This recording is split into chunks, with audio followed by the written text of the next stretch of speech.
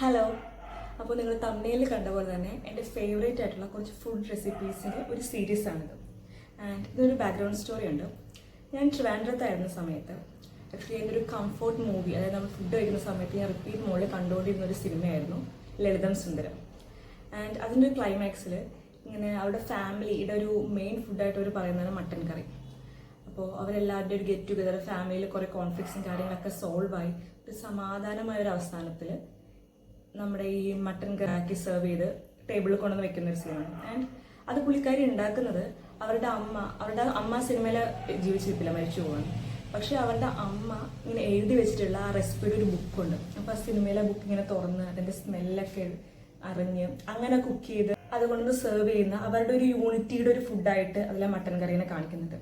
അപ്പോൾ ഞാനിങ്ങനെ ആലോചിച്ചിരുന്നു ആ സമയത്ത്, ഇപ്പോൾ കുറച്ച് നാളുകൾക്ക് ശേഷം ഒരു 50-60 വയസ്സൊക്കെ കഴിയുമ്പോഴത്തേക്കും എനിക്ക് എൻ്റെ പാരൻസ്, എൻ്റെ അമ്മ, അച്ഛൻ, മാളു, ഞങ്ങൾ 4 പേരും കൂടി ഉണ്ടായിരുന്ന ആ ഒരു ഫാമിലിയിലെ ചിക്കൻ കറി, ഫിഷ് കറിയൊക്കെ ഇനി നമുക്ക് കഴിക്കാൻ പറ്റില്ലല്ലോ. ഒരു 50-60 കൊല്ലമൊക്കെ കഴിയുമ്പോഴത്തേക്കും ഞാനും മാളുമൊക്കെ പ്രായമായി അച്ഛനും അമ്മയും ഇല്ലാത്തൊരു സിറ്റുവേഷൻ വരുമ്പോഴത്തേക്കും നമുക്ക് ആ ഒരു ഫുഡ് കഴിക്കുക എന്ന് പറയുന്നത് അത്ര പോസിബിൾ ആവില്ലല്ലോ എന്ന് ഞാനിങ്ങനെ ആലോചിച്ചു. അപ്പോഴും ഇപ്പം എൻ്റെ സിനിമയിൽ പറയുന്ന പോലെ ഞങ്ങൾക്ക് കുക്കിംഗ് പഠിച്ചാൽ പോരെ, ആ ഒരു റെസിപ്പി നമ്മൾ പഠിച്ചു കഴിഞ്ഞിട്ടുണ്ടെങ്കിൽ അത് കുക്ക് ചെയ്യാൻ പറ്റുമല്ലോ, അത്ര വലിയ കാര്യമില്ലല്ലോ എന്ന് ആലോചിച്ചു. ബുക്ക് എഴുതി വെക്കുകയോ ഡോക്യുമെൻ്റ് ചെയ്യേണ്ടോ കാര്യമില്ലല്ലോ എന്ന് ആലോചിച്ചു. പക്ഷെ അപ്പോഴും ഈ ട്രിവാൻഡ്രത്ത് തന്നെ പിന്നീട് നിന്ന് ഞാൻ ഇപ്പം അമ്മേനെ വീട്ടിലേക്ക് വിളിച്ച് ഫുഡ് റെസിപ്പിയൊക്കെ ചോദിച്ച് ഞാൻ തന്നെ കുക്ക് ചെയ്യുമ്പോഴത്തേക്കും അമ്മയുടെ റെസിപ്പിയുടെ എൻ്റേതായിട്ടുള്ള വേർഷനാണ് ഞാൻ കുക്ക് ചെയ്യാറ്. അതായത് ഇപ്പോൾ നമ്മൾ ഇവിടെ കഴിക്കുന്ന ചിക്കൻ കറി ആയിരിക്കില്ല ഞാൻ അവിടെ ചെല്ലുമ്പോൾ നമ്മൾ യൂട്യൂബിൽ കാണുന്നുണ്ടാവും. നമ്മളായിട്ട് നമ്മുടെ ടേസ്റ്റിനനുസരിച്ച് എന്തെങ്കിലും സ്പൈസ്, നമ്മുടെ അവൈലബിലിറ്റി അനുസരിച്ച് ഇതിൽ കൂട്ടിക്കുറച്ച് അത് എൻ്റെ ഒരു വേർഷനായിട്ട് മാറും. സോ അതിൻ്റെ ഒരു ഒറിജിനൽ ആ OG വേർഷൻ ആയിരിക്കില്ല. അപ്പം ഞാൻ ഓർത്തു അതൊന്ന് ഡോക്യുമെൻ്റ് ചെയ്ത് കഴിഞ്ഞാൽ ഒരു 10, 50, 60 കൊല്ലമൊക്കെ കഴിഞ്ഞിട്ട് ഇനി ഇപ്പം മാളുവിനെ വിളിച്ചിട്ട് നമ്മളൊരു ഗെറ്റ് ടുഗദർ പോലെ ഞാനും മാളും കൂടി കൂടുന്ന സമയത്ത്, അതായത് ഇപ്പം ഞാൻ ഫാമിലി എന്ന് പറഞ്ഞ് ശീലിച്ചേക്കുന്ന ഞങ്ങൾ 4 പേരേ ആണല്ലോ. ഫ്യൂച്ചറിൽ ഇപ്പം നമ്മളൊരു എക്സ്റ്റെൻഡഡ് ഫാമിലി ആയിട്ട് വേറെ പലരും വന്ന് പോകുമായിരിക്കും. അതല്ലാതെ ഞാൻ ഫാമിലി എന്ന് പറഞ്ഞ് പഠിച്ച, ഞാൻ ഫുഡ് എൻ്റെ വീട്ടിലെ ചിക്കൻ കറി എന്ന് പറഞ്ഞ് ഞാൻ പറഞ്ഞ് ശീലിച്ച ആ കറി കുറേ നാൾ കഴിയുമ്പോഴത്തേക്കും ഞാൻ എന്തെങ്കിലുമൊക്കെ മസാല ഇട്ടത് മാറ്റി ഞാൻ അപ്പം താമസിക്കുന്ന വീടിൻ്റെ ഒരു ചിക്കൻ കറി ആയിട്ടത് മാറിയിട്ടുണ്ടാവും. സോ എനിക്കപ്പോൾ ഇത് കഴിക്കണമെന്ന് തോന്നിക്കഴിഞ്ഞാൽ ചിലപ്പോൾ ആ സമയത്ത് ഇൻഗ്രീഡിയൻസോ റെസിപ്പിയോ ഒന്നും എനിക്ക് ഓർമ്മയുണ്ടാവില്ല. അപ്പോൾ ഒന്ന് ഡോക്യുമെൻ്റ് ചെയ്ത് വെക്കാമെന്ന് വിചാരിച്ചു. അപ്പോൾ അതാണ് ഇതിൻ്റെ ബിഹൈൻഡ് ദ സ്റ്റോറി. ആൻഡ് ഇന്ന് നമ്മൾ ഉണ്ടാക്കാൻ പോകുന്നത് 2 റെസിപ്പീസാണ്. ഒന്ന് വഴുതനങ്ങ മെഴുക്ക് പുരട്ടി. കുറേ പേർക്ക് വഴുതനങ്ങ അത്ര താല്പര്യമില്ലെന്നറിയാം, പക്ഷെ എനിക്ക് ഒരുപാട് ഇഷ്ടമാണ്. ആൻഡ് നമ്മുടെ വീട്ടിൽ ഇടയ്ക്കിടയ്ക്ക് ഉണ്ടാക്കുന്ന ഒരു പച്ചക്കറിയാണ് വഴുതനങ്ങ മെഴുക്ക് പുരട്ടി. ആൻഡ് തക്കാളിക്കറി. തക്കാളി തേങ്ങ അരച്ച് വെക്കാറുണ്ട്, ഇത് കൈൻഡ് ഓഫ് മുളകിട്ട് വെക്കുന്ന ഒരു തക്കാളിക്കറി. So that's it. സോ ഇത്രയും നേരം നിങ്ങൾ എൻ്റെ കഥയും കേട്ട് നിൽക്കുന്നുണ്ടെങ്കിൽ അത് ഇപ്പോൾ ഞാൻ സെപ്പറേറ്റ് എൻ്റെ കഥയിലേക്ക് നിങ്ങൾ വെൽക്കം ചെയ്യേണ്ട ആവശ്യമുണ്ടെന്ന് തോന്നുന്നില്ല, because you are already in.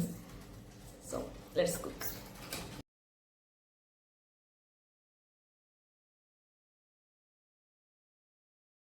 വെച്ച എണ്ണ ചൂടായി, ഞാൻ കടുകിടാൻ പോണേ.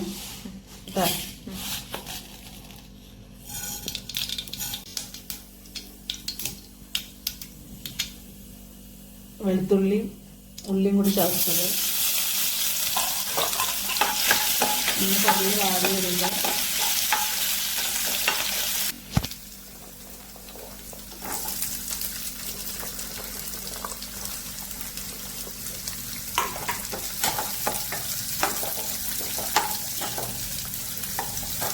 സവാള പെട്ടെന്ന് വാടാൻ വേണ്ടി കുറച്ച് ഉപ്പിടാം.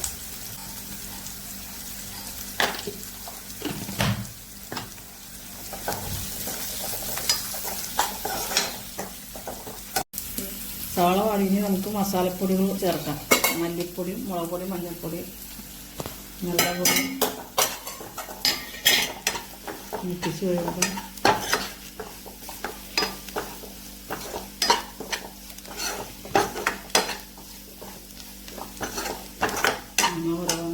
എണ്ണ ഒഴിക്കാം. ഓക്കെ.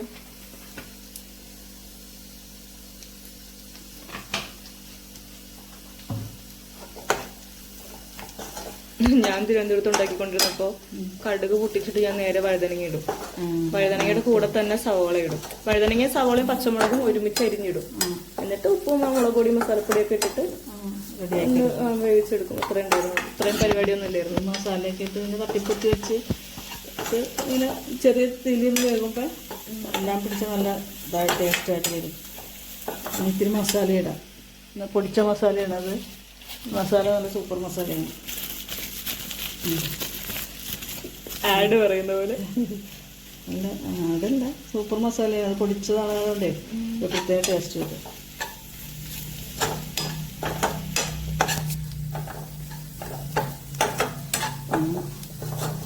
ഉപ്പും മഞ്ഞപ്പൊടിയിട്ട് കഴുകി വാരിയ വഴുതനങ്ങ ഇട്ട് കൊടുക്കാം. നല്ലപോലെ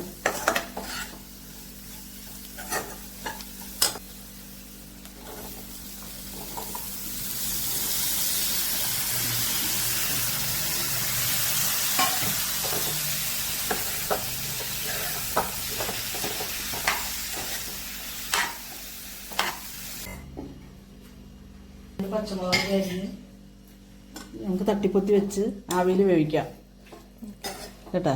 നല്ലപോലെ മൊത്തത്തിലൊന്ന് മിക്സ് ചെയ്തിട്ട് ഉപ്പും മഞ്ഞപ്പൊടി അല്ല ഉപ്പും പച്ചമുളക് അരിഞ്ഞിട്ടിട്ട് തട്ടിപ്പൊത്തി വെച്ച് ഇങ്ങനെ കുറച്ച് നേരം ഇരുന്ന് കഴിയുമ്പോൾ നല്ലപോലെ മസാലയെല്ലാം പിടിച്ച് നല്ല സൂപ്പർ ടേസ്റ്റായിട്ട് വരും.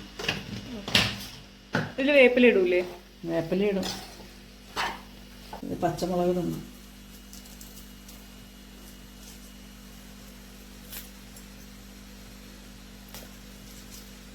ഞാൻ വേറെ ഏതോ റെസിപ്പിയിലാണ് ഇപ്പൊ തിരുവനന്തപുരത്ത് ഉണ്ടായിക്കൊണ്ടിരുന്നത്. അല്ല വഴുതനങ്ങയല്ലേ, പല രീതിയിലും ഉണ്ടാക്കാമല്ലോ. ഇതിപ്പോൾ ഇങ്ങനെ മസാല ചേർത്ത് തട്ടിപ്പൊത്തി വെച്ച് പിന്നെ ഈ വെളിച്ചെണ്ണയിൽ തന്നെ കിടന്ന് ഇതായിട്ട് വരുമ്പോൾ വന്ന് ഒരു നല്ലൊരു കൊഴുപ്പും നല്ലൊരു ടേസ്റ്റും ആയിരിക്കും. അത് വേറൊരു രീതി. വഴുതനങ്ങ നമുക്ക് പക്ഷെ ഇത് വാടിക്കഴിയുമ്പോൾ ഇതിന്റെ പകുതി ഉണ്ടാവില്ലല്ലോ. അങ്ങനെയാണ്. കണ്ടുകഴിയുമ്പോൾ പാത്രം നിറഞ്ഞ് തിന്നെയാണ് ഇപ്പോൾ നിൽക്കുന്നത്. പക്ഷേ വാടി വരുമ്പോൾ ഇവിടെ ഇരുന്ന് ചെറിയ തീയിലിരുന്ന് വാടട്ടെ എണ്ണയ്ക്കിടന്ന്. ആയി. ഓക്കെ, അപ്പോൾ നമ്മൾ വഴുതനക്കറി ഉണ്ടാക്കി. ഇനി അടുത്തെന്താ? അതിൻ്റെ അടുത്ത് എളുപ്പത്തിലുണ്ടാക്കുന്ന തക്കാളി ചാറ്. ഓക്കെ, പെട്ടെന്ന് കഴിക്കാൻ. 2 തക്കാളി അരിഞ്ഞത് കുക്കറിലോട്ടിട്ട്, പിന്നെ ഒരു സവാള കുത്തി അരിഞ്ഞത്, 2 പച്ചമുളക്, മഞ്ഞപ്പൊടി എടുക്കുക. ആ മഞ്ഞപ്പൊടി നിങ്ങൾ എടുക്കുക.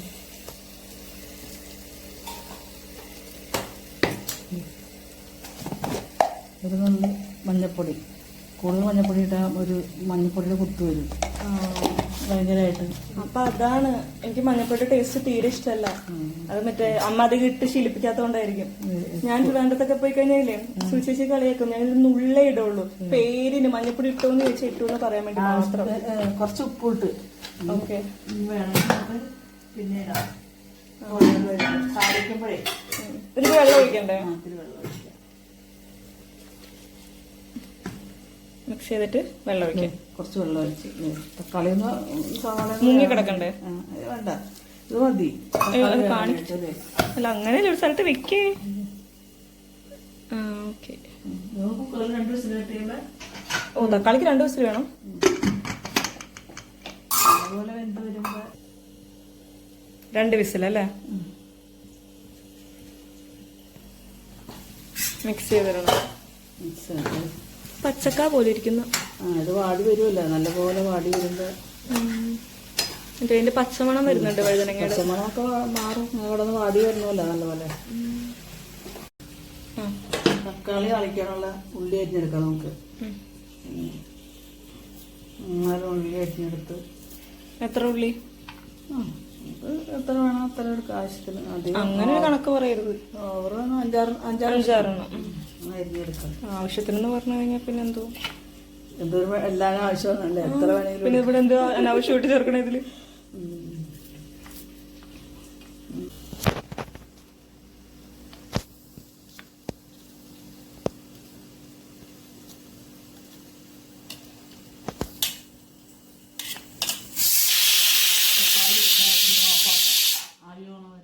ആയി പോയി കഴിയുമ്പോൾ 2 സ്പൂണ് മല്ലിപ്പൊടി.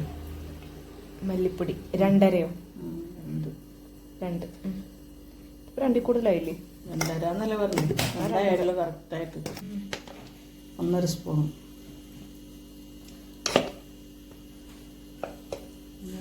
ടേബിൾ സ്പൂണാണ് മഞ്ഞൾപ്പൊടി. നേരത്തെ നമ്മൾ തക്കാളിയിലിട്ടതാണ്. ലേശം ഒരു ലേശം കൂടി ഇട്ടേക്ക്. അത് മതിയമ്മേ. മഞ്ഞൾപ്പൊടിയും ഇതെല്ലാം ചട്ടി വയ്ക്കാൻ പോണേ. ഉടഞ്ഞു വരുമ്പോൾ ഇതെല്ലാം മൂപ്പിച്ച് ചേർക്കുമ്പോഴേ ഇത് എണ്ണ ചൂടായിട്ടാ ഞാൻ കടുക് ഉലുവ ഇടാൻ പോകണം.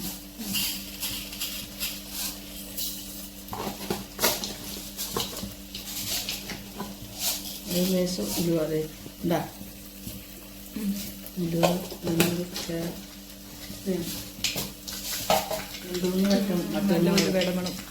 വറ്റൽമുളക് 2-3 ചെറുതായിട്ട് കീറിയെടുത്തത്.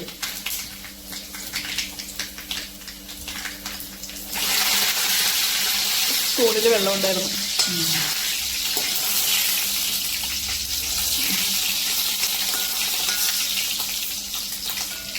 പൊട്ടിക്കഴിയുമ്പോൾ ഉള്ളി അരിഞ്ഞു വെച്ചത്.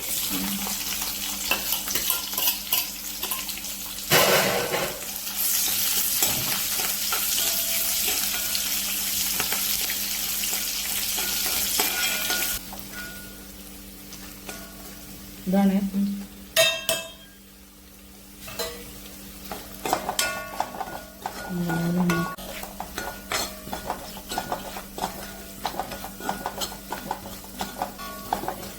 വേവിച്ച് വെച്ച് തക്കാളി ഇടാൻ പോണേ.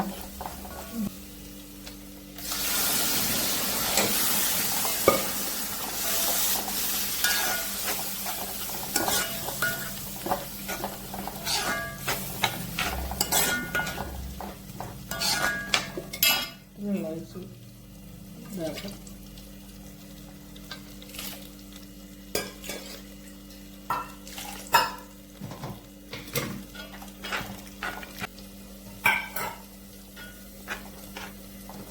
ഓക്കെ.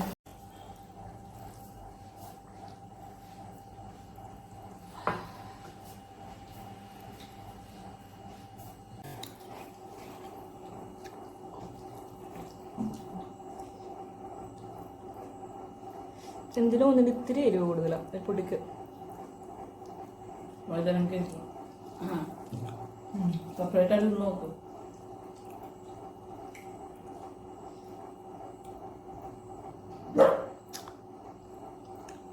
വഴുതനങ്ങ ഒരു പൊടിക്കരിവുണ്ട്.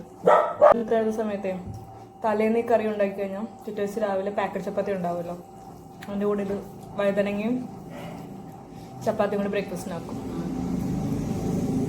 വലിയൊരു അടിപൊളി കോമ്പിനേഷൻ അല്ല, പക്ഷെ എളുപ്പപ്പണിയാണ്.